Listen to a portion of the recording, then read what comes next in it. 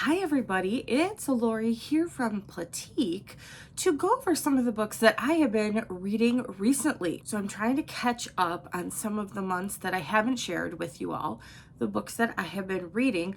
So we're going to go back in time a little bit and talk about the books that I have read in February. We're going to catch up. I will do another video with the books that I read in March and then April. And my TBR game is upcoming as well, so stay tuned for that. I'm trying to film all of these today. If you've ever heard of the concept of spoons, for those people that might be dealing with a chronic illness, it's the concept of how many spoons you have throughout the day. It's kind of like an analogy for energy. So that's how I think of it anyway. So how much energy you have throughout the day. So you're given an allotment or a quantity of spoons, and depending on the day, it might be less or more. Plus then just the activities of daily living take some spoons away. Or if you receive an emotional phone call, it might take a whole bunch of them away. All of that to say, my spoons seem to be dwindling a lot lately. I've been working a lot. My job's a bit stressful at times. And so at the end of the day, I'm just like, I have no more spoons left. So I apologize for the lateness of these videos. We're going to try to get them all caught up. And then moving forward, we'll do the monthly wrap-ups. At least that's my plan. And the TBR game, along with some other things that I have planned out. So all that to say, let's jump in and talk about the books that I have read so far this year. One of my most anticipated reads for the beginning of 2025 was Witchcraft for Wayward Girls by Grady Hendrix. I did pick that up from the library, so I have returned it. There's never a shortage of people that are looking to read the new releases at my library, so I did return that already, but I'll put a photo up here.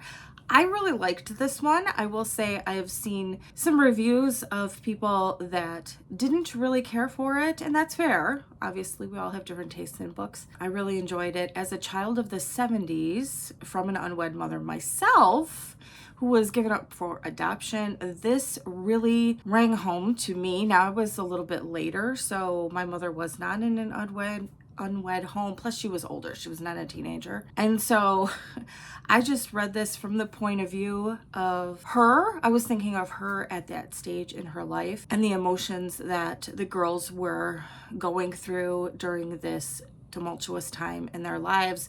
The families basically shipped these pregnant girls off to this home to hide their shame, so to speak, so that the neighbors wouldn't find out, the church wouldn't find out, their friends, their workplaces wouldn't find out. We'd go hide the girl away until she gave birth, the baby was placed for adoption, and then we all went back to normal, so to speak, and everybody just pushed it away. It was great. No harm, no foul. Nobody thought of it again.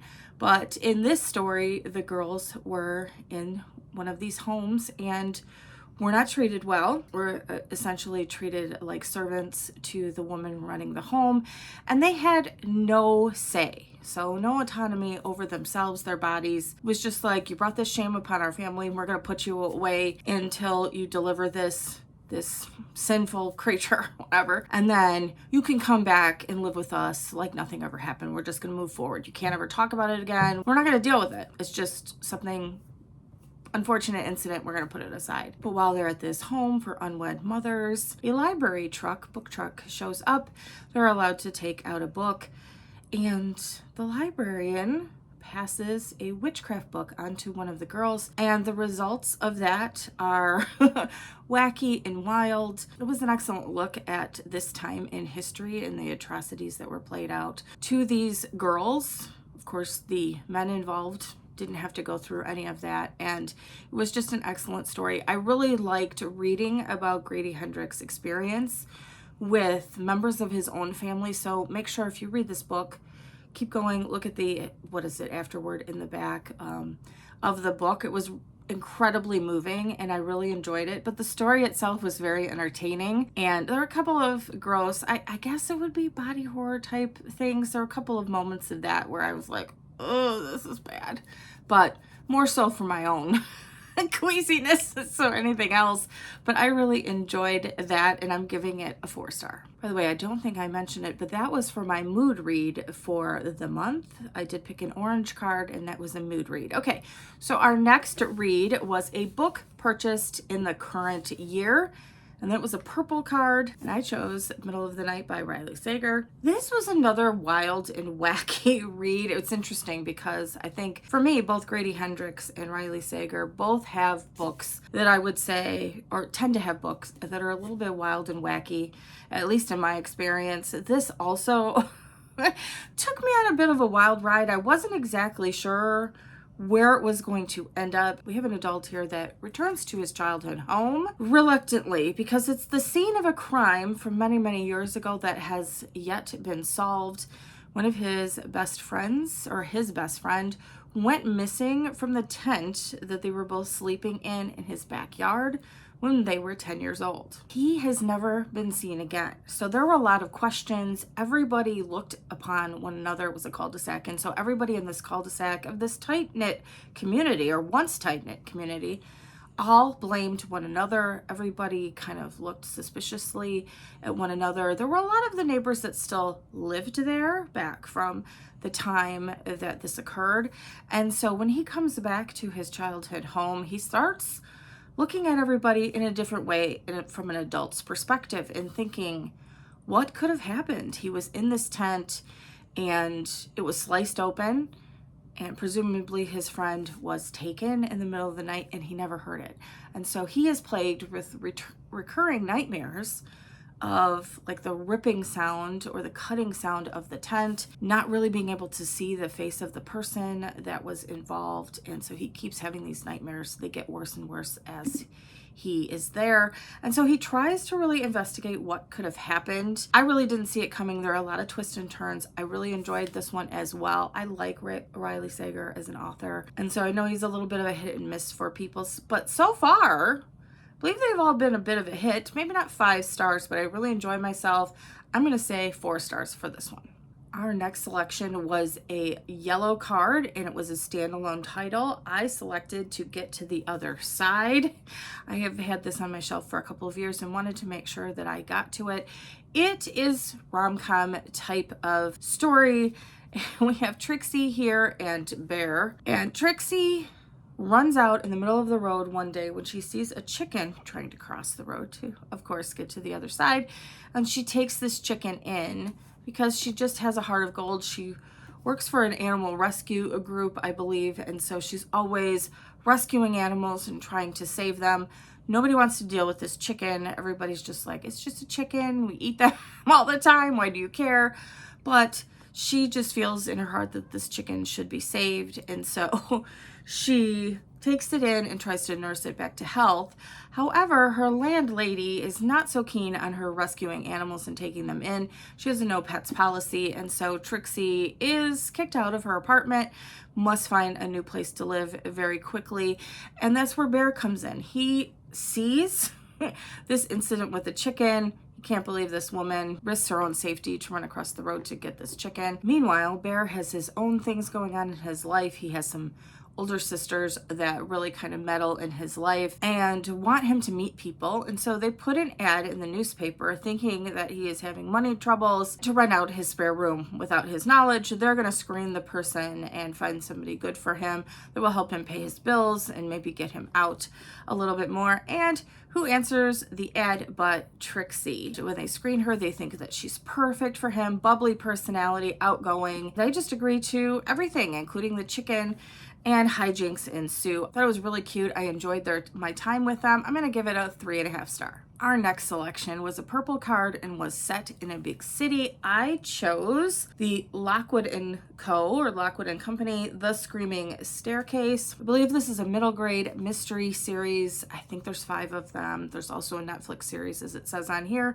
I have started that as well, but I didn't want to get too far into that and then have it spoil some things for upcoming books, but I dove right into this one. We have Lucy Carlisle, who finds herself looking for a position with a psychic detective agency. So only children can see ghosts in this world, and they are most of the time not benevolent creatures.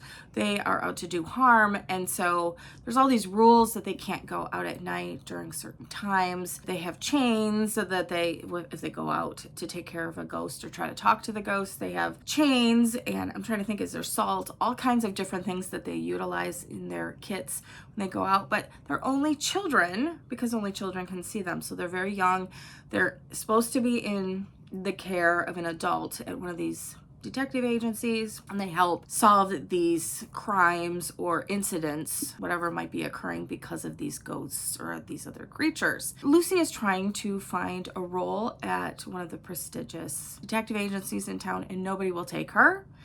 And she stumbles across Anthony Lockwood, who has just opened his own agency that is not supervised by adults, and so takes her in. He sees something in her and decides that she should be a part of the team. Turns out that she has abilities that coincide or complement his really, really well, and so they go out on a few cases.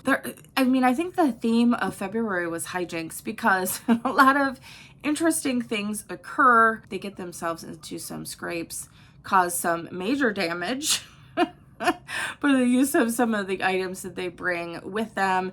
And so now they find themselves having to repay a large sum of money. And so they take a more dangerous case than they normally would. I really enjoyed this. I thought it was incredibly fun. The details were great. I love the fact that children are the only ones that can see the ghosts and deal with these issues. I'm giving this a 5 stars, so it's a favorite of the year. I can't wait to continue in the series. I will be doing that soon. But, sometimes if I really enjoy it, this sounds so stupid, I know. Does anybody else do this? Kind of delay it because you know that you're going to love it, but when it's over, it's over. I shouldn't do that because I can go back and reread it, but hopefully I will be reading the second book in the series very soon. Okay, I'm going to preface this next one by saying this is your favorite book, your favorite author. Please know I'm so happy for you. I'm so glad people love it. I thought this was going to be a favorite of the year. I was so excited for this book. I had already purchased the sequel to the book when I was going to pick this up. I knew I had chosen it for this month, so I went out and purchased the sequel. Oh boy. And so please know, if you love this book, I am not picking on your thoughts or opinions. I'm so glad that you love the book. You might want to pass on by, because this one did not work for me, and unfortunately I had to DNF it. It was from a pink card that was a body part. Can you guess what it might be? It is My Heart is a Chainsaw by Stephen Graham Jones. I just could not get through with the writing style. I tried. I got what the book was trying to do. I totally did. It was kind of like a stream of consciousness, jumbled thoughts. It was just a mess all over the place. My ordered brain could not take it. I was just like, what in the world is happening? I understood why very early on. And I will say, if I'm going to DNF a book, especially a thriller or a mystery, something like that, or whatever, I will jump to the end to see if it kind of makes sense or if it's going in the way that I thought it was going. And it did. It was exactly what I had thought from the very beginning, actually. Like probably the first 20 pages in, I knew exactly what was going on. But I didn't feel like the juice was worth the squeeze, so to speak. This was just, my brain was totally rattled. She thinks in slasher films, and everything kind of goes along with that. The way that her brain works and her stream of consciousness is she's always thinking about those things. And I realized quickly that, nobody knows slasher films more than she does, or at least it feels like that. I did not know half of the references that she was talking about. I got very confused. Ultimately, this just made me incredibly sad and very confused as I went through. And unfortunately, I DNF'd it. I really hope you loved this book. Just was not for me. Okay, moving on to a book that I was highly anticipating and very scared to read. We had a purple title. It was the highest rated on my current TBR. And look at this chunky, hefty book here that we had. A lot of people have read this one and have really dove into its massive pages. I will tell you, it was really dense on top of just being really, really a thick book. It just felt like there was a lot to it. We have another book that I read in the following month that was very similar in terms of I really had to take my time with it. It was not a fast read. I really had to think about it, the world building. I wanted to savor it as well and really make sure that I understood what was going on. A lot of people, I think, read this in 2024. Like I said, the sequel's coming out, is it September of this year? So I'm very happy that I don't have to wait a year and a half for the sequel for this one. So you've got a lot of the things in this book that I really enjoy. Academia, which I really enjoy. There's a contest or a tournament that is going to be upcoming that our main character, Viz here, is training for and needs to graduate this academy. We have a little bit of a found family with the students that he gets to know and compete against as he goes along trying to rise in the ranks. He's also adopted by a leader in this society, so he has that as well. Although that's a little bit more of an arrangement type of a deal. He is trying to get back at this society that literally murdered his family because they wouldn't cede their will to them. It's kind of this giant pyramid scheme. If you've heard talk about this book in the past, that's exactly what it was. I thought that immediately. I was like, this is a giant pyramid scheme. So basically people cede some of their will or their strength to other people. So it's very interesting. Viz has determined that he is not going to be a part of that. He hasn't ceded any of his will to anyone, which is unusual for somebody of his age, and he hasn't pledged to anyone. He's trying to avoid that at all costs. There's only a few positions that he could hold within the government where he wouldn't have to do that. So he is trying to graduate this academy and really get back at the people that destroyed his family and his home. There are so many twists and turns here. I really enjoyed it. It's such a chunky, hefty book. It is big.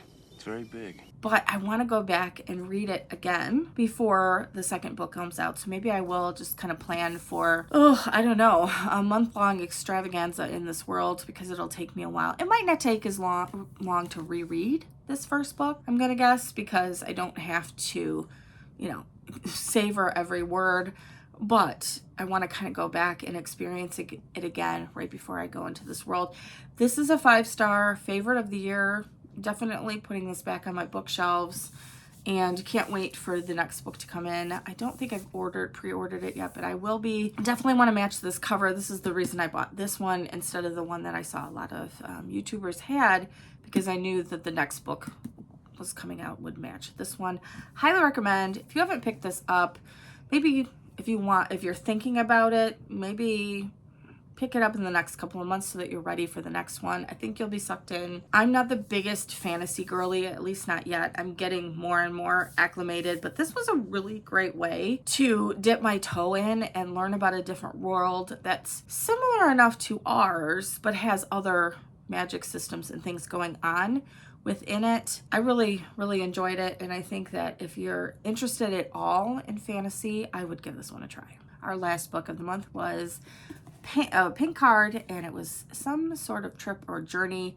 I picked something that was really, really obvious to me. It was The Woman in Cabin 10 by Ruth Ware.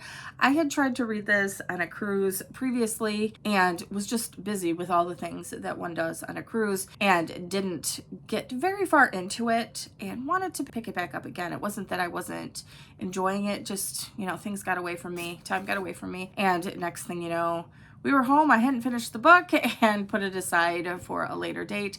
So I started the book over. I really enjoyed this one. We have our main character, Lo, here, that has an incident in her home where she is robbed, then must go on a business trip in the place of her boss. She is a travel writer, and so she goes on this business trip to write about this new exclusive, basically a yacht. It's not even really a cruise ship, so it's a smaller type ship. We're not talking these mega cruise ships that you see like Royal Caribbean on the commercials. I feel like they're on the TV all the time. It's not one of those ships. This is more of a very exclusive smaller yacht. I think there's only the 10 cabins that you see here, plus the staff that's on board. And so she goes on there as a travel writer. She knows a lot of the other travel writers, or knows of them in her sphere of work that are on this ship.